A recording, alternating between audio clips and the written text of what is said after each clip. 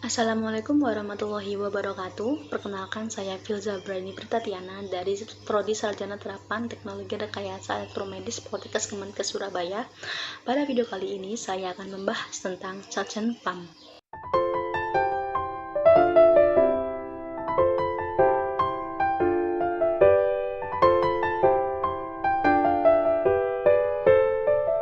Suction pump adalah alat yang digunakan untuk mengisap cairan yang tidak diperlukan oleh tubuh pada saat operasi atau saat si pasien mengalami kesakitan. Nah, cairan yang diisap ini itu seperti darah, cairan lambung, atau cairan yang lainnya. Kemudian ada jenis-jenis suction pump. Suction pump ini dibedakan menjadi 3 jenis, yaitu ada manual suction pump, wall mounted suction pump, serta portable suction pump. Yang pertama ada manual suction pump. Suction pump jenis ini tuh cara kerjanya tuh manual, jadi tanpa menggunakan tenaga listrik atau baterai. Serta cara kerjanya juga cukup sederhana, yaitu dengan menggunakan pompa tangan yang dihubungkan ke tabung cairan. Kemudian ada wall mounted suction pump. Suction pump jenis ini itu sudah dipasang menempel pada tembok dan sudah terintegrasi oleh struktur bangunan. Serta suction pump jenis ini itu ada pada tempat di mana si pasien ini tidak dalam kondisi yang berpindah-pindah. Jadi pasien ini menetap di suatu ruangan tanpa pindah ke ruangan manapun. Terus yang terakhir ada portable suction pump. Suction pump jenis ini tuh menonjolkan mobilitas serta fleksibilitas karena dapat dibawa ke mana saja sehingga dapat ditemukan dalam kondisi darurat atau kondisi yang lainnya. Serta suction pump jenis ini itu sudah menggunakan tenaga listrik atau baterai.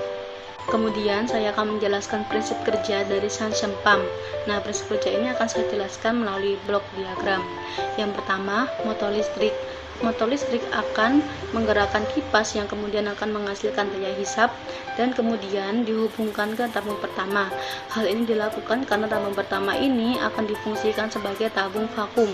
Kemudian tabung yang pertama akan dihubungkan lagi ke tabung yang kedua. Hal ini dilakukan karena tabung yang kedua ini akan difungsikan sebagai tabung cairan atau tabung menampung cairan. Kemudian tabung yang kedua akan diberi selang lagi yang akan difungsikan sebagai input menuju ke pasien yang akan digunakan untuk menghisap cairan dari si pasien tersebut. Kemudian ada sentral gas medis. Sentral gas medis ini adalah seperangkat peralatan atau prasarana sumber gas medis beserta peralatan dan tabung gas, liquid atau jenis gas tertentu yang lain yang menyimpan beberapa gas medis tertentu yang dapat disalurkan melalui pipa instalasi gas medis.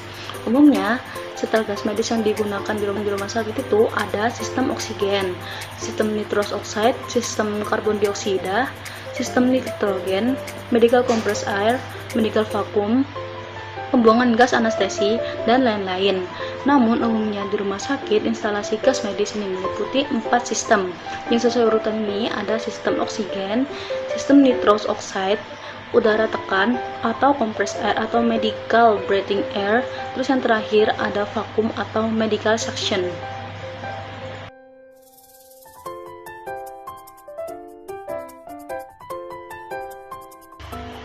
Suction pump sentral merupakan modifikasi dari suction pump dengan menggunakan gas sentral yang didapat pada sistem instalasi gas sentral medis yang ada pada tembok-tembok rumah sakit. Prinsip kerja dari suction pump sentral ini yaitu menggunakan tekanan negatif. Jadi, pertama-tama pipa pengangkut akan mengalami pengosongan sehingga akan menghasilkan tekanan negatif yang kemudian akan dikirimkan ke samping tempat tidur pasien. Nah, kemudian ketika digunakan, pertama-tama steker itu harus dicolokkan serta kita harus meletakkan botol cairan atau botol suction pump itu di tempat yang sesuai. Nah, kemudian cairan dari pasien ini akan terhisap dan masuk ke dalam botol cairan atau botol suction dengan alat suction pump tersebut.